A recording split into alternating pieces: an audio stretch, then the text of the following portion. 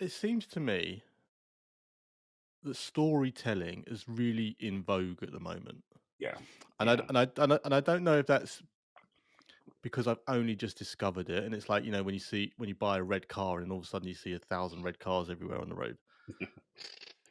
Ha I Is it in vogue, or has it always been in vogue, but just I haven't seen it? That's such a good question. Yes, it is massively in vogue, and you throw a stick at LinkedIn, and everyone's a bloody storyteller Yeah, out there. I mean, I did it's one this you morning. can't, yeah, yeah. Well, you can't move for them, and people are sort of there are millions of story coaches and some really good ones as well.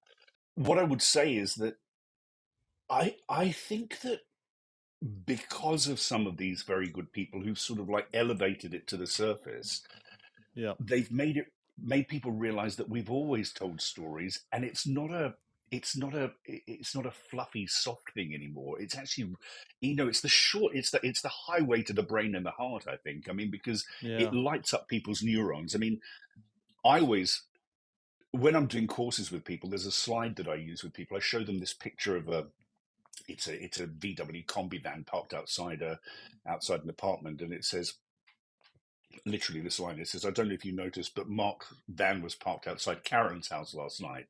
And I say, take a couple of minutes. What do you think's going on there? Now, within 2 seconds, everyone's imagined what's going on there. They're thinking, right, well, they were obviously upstairs. They're having an affair. And, you ask people what it was. And some people say, oh, well, Mark's parking space was obviously used, so he's parked there. And people come up with a reason and an explanation. They find a situation, a problem, and an outcome and a consequence of it.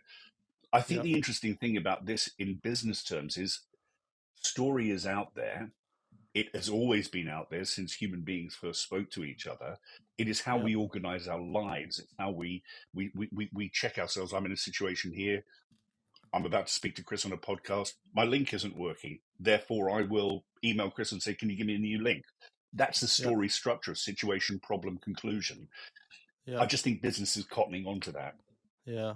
There's some stat which I'm sure you know, and I will paraphrase and butcher about the recall of people knowing stuff if they've heard it as a story, as opposed to if I just said to you, "Oh, there's 50 books on your bookcase," Yeah, as yeah. opposed to you tell me a story about how you came about all 50 books. Is that right? Have I butchered that? Well, I mean, there are lots of stats that are thrown around, and I think they should all be taken slightly with a pinch of salt. But the recall is huge, and the it does because it fires up more neurons in the brain. I mean, at different auditory and visual parts of the brain, rather than just the if you just speak facts to people, then Yeah, it's just the language understanding that goes on. But and people often don't have time to make the effort to use those other parts of their brain. Tell them a story; they haven't got any option about what it's going to look and feel like working with X.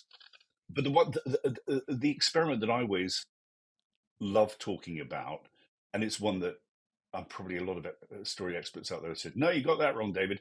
There was a famous eBay example of like people buying these yes, tiny little, you know, the one.